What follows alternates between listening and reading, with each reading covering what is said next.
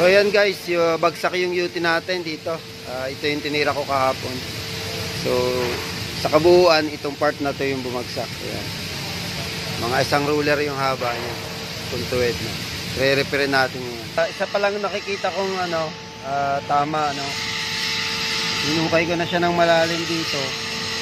Pero wala akong makita. So ito lang yung nakita ko. Ayan lang yan lang part na yan. Yan lang ang meron. Yan. So dito wala rin ako nakita.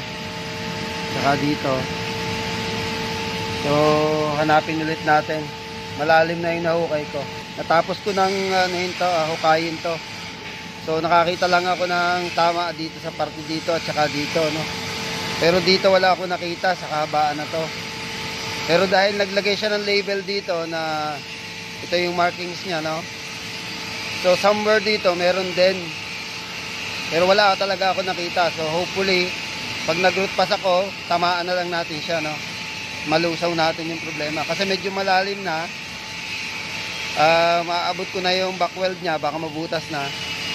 So hindi ko na hinukay ng hinukay, na pinalapad ko na rin yung, pinaluwang ko na rin yung hukay ko. So hopefully matamaan ko ng welding yung mga hindi ko nakita. Tapos pag lumamig, papacheck ulit natin sa QC.